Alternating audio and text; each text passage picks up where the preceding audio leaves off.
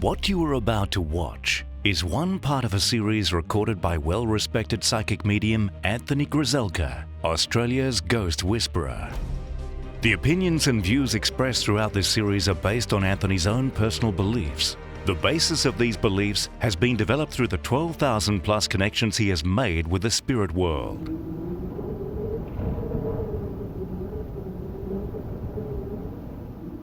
You know, the passing of a child is probably one of the, well, I can't say even one, I think it's probably the worst thing to happen to anybody.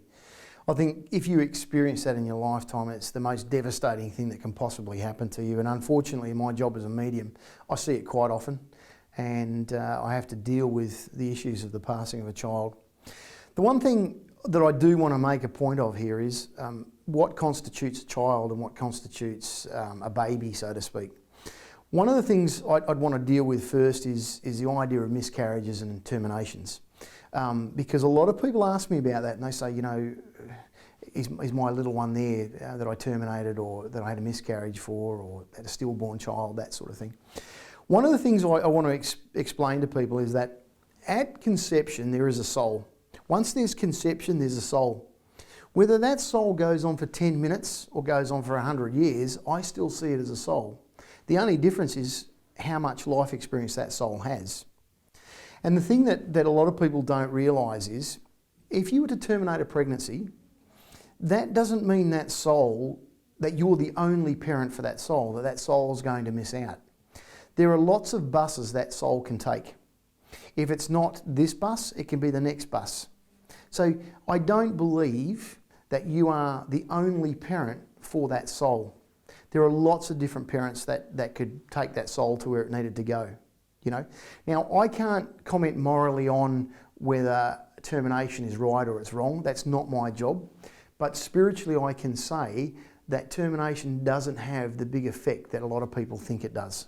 Okay, whether you believe it's right or wrong morally is up to you. But spiritually, there is nothing different from a termination to a miscarriage or to a loss of a child that might be 5 or 6 years of age. The process is the same on the other side. The only difference is a miscarriage or a termination can find another bus, can find other parents that'll take them to that destination they need to go into.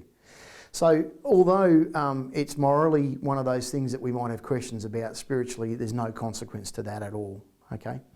What I'll also say to people, and this is another question that a lot of people have, is do our children age on the other side? Will my child who passed at 5 years of age, if I communicate to them through a medium in 20 years' time, will they be 25? And there's a lot of conflict about this. There's a lot of material written about this. Other mediums have different understandings of it. And I can only speak for myself and the many, many readings I've given people. Spirits do not age on the other side. They do not age. It's important for a child that passes at 5 years of age to come through to me as a child because they want to express who they were when they were in your life and they were part of your family. So I will often see them as a 5-year-old child.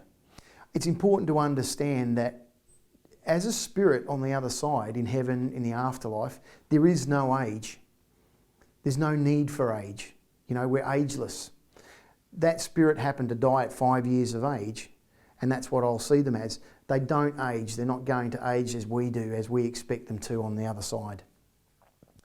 There is an interesting story that I'll share with people here too about a passing of a child an interesting experience I had with a parent. And this particular lady, she'd lost 3 children, and that's devastating. I mean, I can't even imagine what it's like to lose one rather than seeing, you know, losing 3 children. But what I noticed, 2 of these children had passed in the one event, in a motor vehicle event, and one had passed some time after. But they all came through together. They generally all came through together, and they all came through with the grandparent of this lady. So one of the questions a lot of people ask is, you know, is my child wandering around on the other side? Have they found their loved ones on the other side? And they do. You know, your grandparents, your loved ones who have passed before you, will take that child into their care, will take that child and nurture them and protect them and really feel very secure with them. So, you know, your children on the other side, even though they're very young when they pass, they don't wander around looking for something. your friends and family on the other side will look after them, and they will connect to them and bring them close to themselves. Okay, one of the other questions that I'm often asked is, how easy it is for a child to pass over. Is it difficult for a child because they're very young, they've had no life experience? I have to tell you that the crossing over of a child is actually much easier than a 70-year-old man would be in a lot of circumstances, because a child has just come from the other side. They haven't been here long, and they've basically been reborn back to where they've just come from.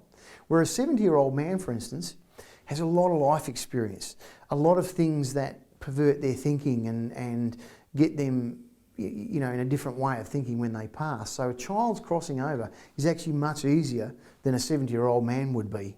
The concept of crossing over is much easier for a child than an older man would be. Do you know the other thing I've noticed as a medium is that when children pass, if they've got brothers and sisters that are still physically here, they'll often show themselves to those children.